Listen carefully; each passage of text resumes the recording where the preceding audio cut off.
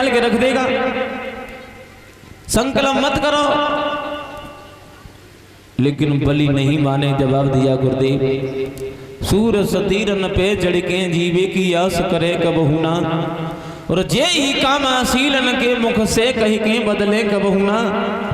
अगर मैंने वचन दे दिया महात्मा जी को, मैं पीछे हटने वाला नहीं हूं। लेकिन शुक्राचार्य को नहीं चैन पड़ा, टोटीदार लोटा में कीट बन के बैठ गए। वामन भगवान समझ गए, एक कुश उठाया और लोटे में जैसे ही डाला तो शुक्राचार्य की बाईं आंख फूट गई। ध्यान रखना भक्तों, जो भी भगवान की कथा में, भगवान की राह में बाधा बनते हैं, उनका वही दशा होती है जो शुक्राचार्य जी की हुई। आंख फूट गई, संकल्प पूर्ण हुआ है। उसके बाद बलि कहने लगा, महाराज मांगी, क्या मांगना चाहते हो? तो वामन कहने लगे, महाराज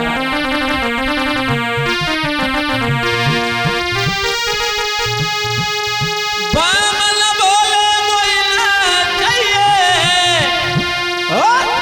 दुनिया की तेरी दौलत रकम,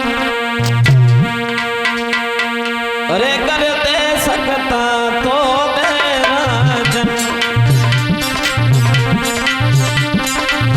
बोले कर दे सकता तो तेरा जन, मोए पृथ्वी केवल 3 कदम दे सकता तो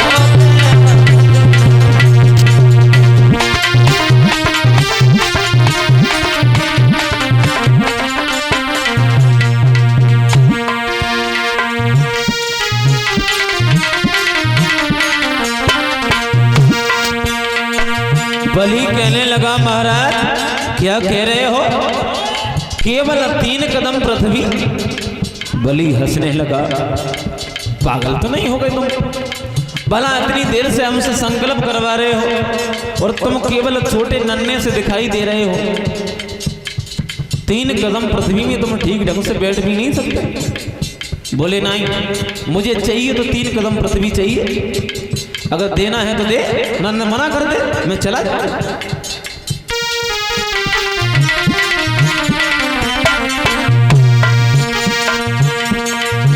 जब तेरे सकता तो तेरा जन, मोए पृथ्वी केवल 3 कदम दे सकता तो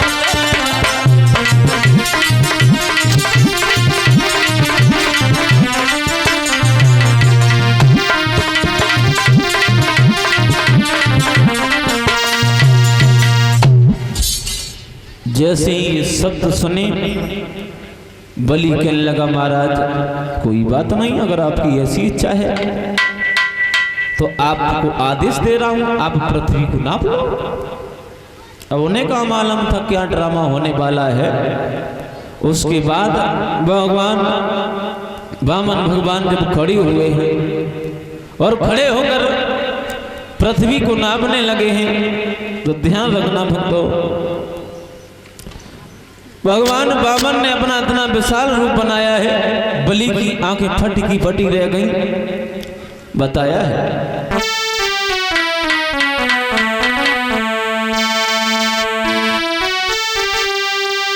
तो उस लीलाधर की लीला ने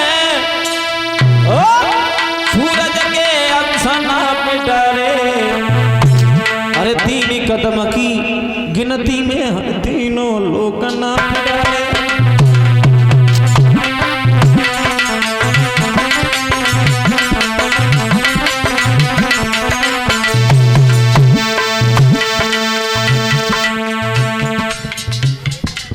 इतना विशाल रूप बनाया वामन भगवान ने, 3 कदम पृथ्वी नापने के चक्कर में तीनों नाक नाप दिए। बलि की आंखें फटी की फटी रह गई। और उसके बाद वामन भगवान बोले, महाराज बलि, अभी तुम्हारे ऊपर मेरा कर्जा है। बोले क्या? अभी आधा कदम मेरा बाकी, संकल्प की दक्षिणा कहाँ से दोगे?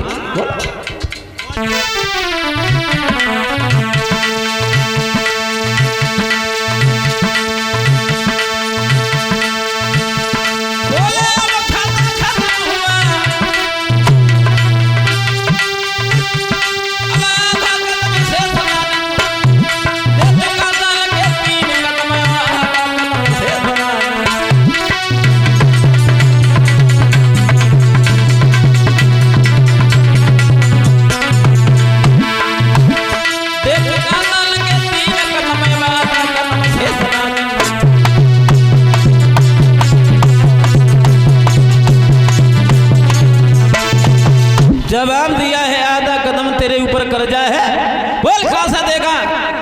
महाराज बलि चरणों पर गिर पड़े और जवाब दिया, प्रभु मैंने तुम्हें पहचान नहीं पाया, मैंने तुम्हें पहचान नहीं पाया। खैर कोई बात नहीं है, तुम्हारा आधा कदम मेरे ऊपर कर्जा है, हम उसे भी पूर्ण करेंगे। महाराज बलि अपनी पत्नी वृंदावली के पास में पहुंचे, जवाब दिया है, देखिए एक महात्मा ने मेरा सब कुछ ले लिया। उदास बैठ गए। वृंदावली पूछने लगी, प्रभु इतने उदास मैंने आज से पहले कभी नहीं देखी, क्या कारण है? आप जब भी मेरे मेलों में आते थे आपका चेहरा एक फूल की तरह खिलता रहता था, लेकिन आज क्या कारण है, इतने उदास क्यों हो? पूछने लगी कि है रे पहले कलियों से खिलते थे और जब जब महलन में तुम आते थे,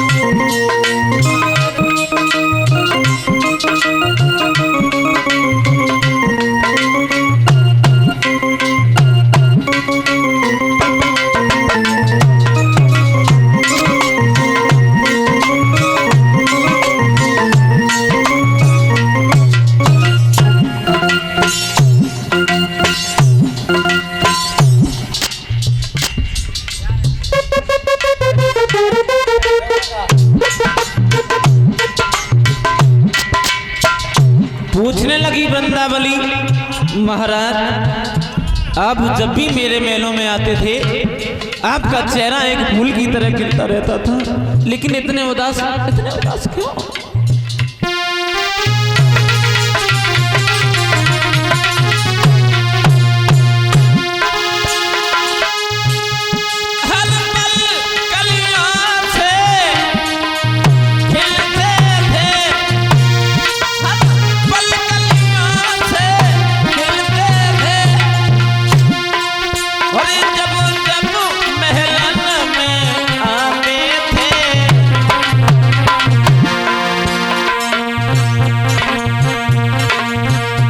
हर बात पे तुम मुझसे क्या थे, एक नया संदेशा लाते थे।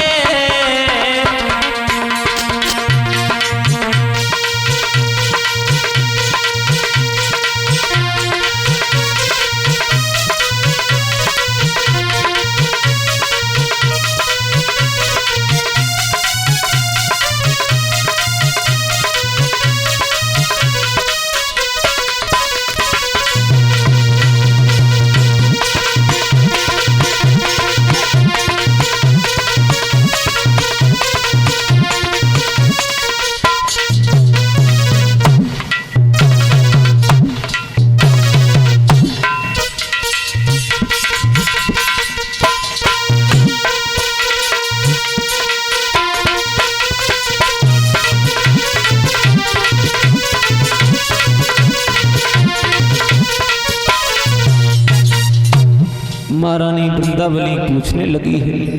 उसी समय उत्तर दिया है, देवी आज हमसे बहुत बड़ी भूल हुई है, बहुत बड़ी भूल हुई।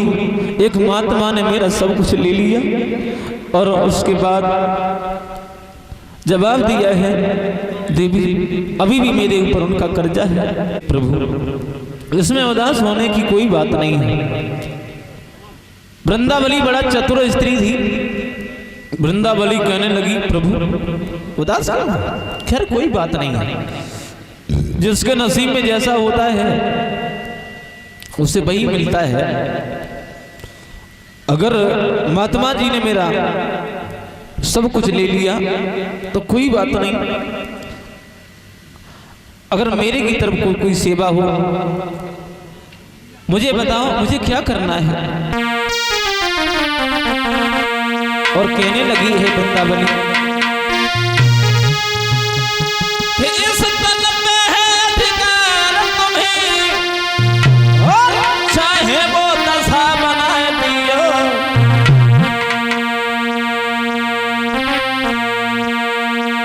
पीठ को ना पिछो को न बात, चाहे अग्नि में जलवा दियो।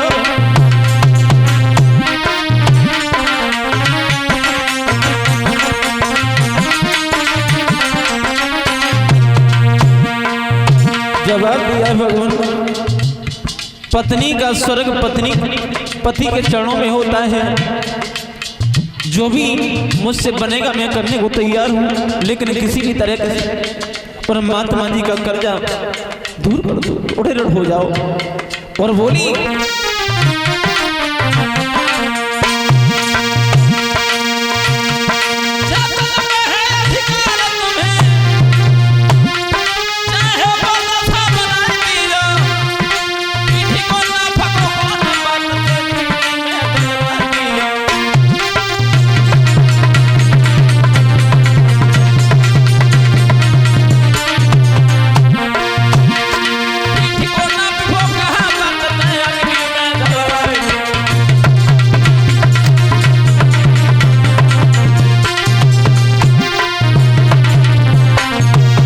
जवाब दिया है, प्रभु मेरी दिमाग में यही बात आती है, आप महात्मा जी के पास में जाओ और उनसे कहो कि धन बड़ा होता है या धनी बड़ा होता है, यानी दान देने वाला बड़ा होता है या दान लेने वाला बड़ा होता है। अगर वो कहें धनी बड़ा होता है तो आप नीचे झुक जाना और जवाब देना, प्रभु अगर आपका आधा कदम शेष है मेरी पीठ पर नाप लो। वही किया और उसके बाद वामन भगवान के सामने पहुंचे। बोली, जवाब दिया, प्रभु एक उत्तर दीजिए हमें। बोले क्या? धन बड़ा होता है या धनी बड़ा होता है? जवाब दिया, धनी तो बड़ा होता है, जो धन देने वाला वही बड़ा कहलाता है। तो उसी समय बलि कहने लगा, प्रभु आपका आधा कदम जो बाकी है वो मेरी पीठ पर नाप लो। भगवान हंसने लगे। जवाब दिया, प्रभु बलि से कहा, आप बड़ा चतुर हो, मैं आपसे बड़ा प्रसन्न है, मांगो क्या मांगना चाहते हो। पास में ही वृंदावली खड़ी थी। जवाब दिया, प्रभु क्या कह रहे हो, वरदान हमें दे रहे? बोली हाँ, अभी थोड़ी देर पहले हमारे दरवाजे पर खुद भिक्षा मांगने के लिए आए थे और आपने वरदान दे रहे? अरे हम भिखमंगाओं से भीख नहीं मांगते। भगवान वामन हंसने लगे। धन्य है देवी, तू सच कह रही है। और भगवान खुश होकर बोले हैं, देवी वैसे तो मैं तुझे स्वर्ग का अधिकारी बनाने जा रहा था, लेकिन जाओ मैं तुझे वरदान दे रहा हूं, आज से तू पाताल का राज तेरा है और पाताल में तू निवास कर। पातालपुरी का हम तुझे राज दे रहे हैं। बलि कहने लगा, महाराज आपने हमें पाताल का राज तो दे दिया, लेकिन एक इच्छा हमारी भी है। बोले क्या? जवाब दिया है, मैं ये चाहता हूं पातालपुरी में मेरा ऐसा राज्य होना चाहिए और मेरा ऐसा भवन होना चाहिए, बामन दरवाजे का मेरा भवन हो, और मेरी इच्छा है आप हमारे यहाँ पहरेदारी करो। भगवान चंगुल में फंस गए, वचन दे दिया है। वचन वृद्ध हो गए और महाराज बलि के दरवाजे पर पहरेदार बन गए, पहरेदारी करने लगे हैं। वामन भगवान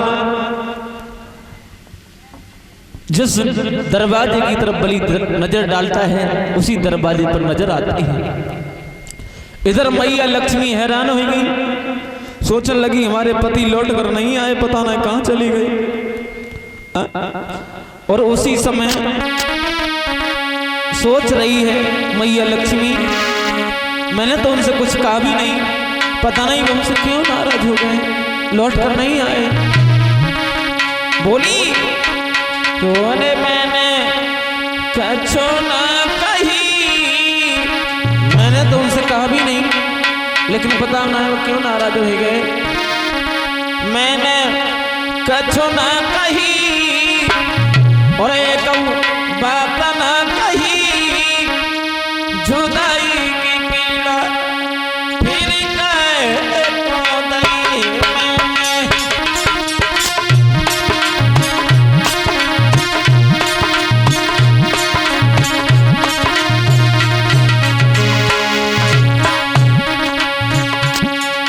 मैया लक्ष्मी उधर हैरान है, परेशान है, क्यों वामन भगवान लौट कर नहीं आए।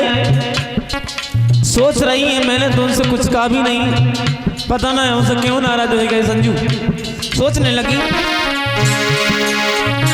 वो मैंने कछो ना कही, एक बात ना कही, जुदाई की पीड़ा फिर कहे तो दई, मैंने कछो ना कही।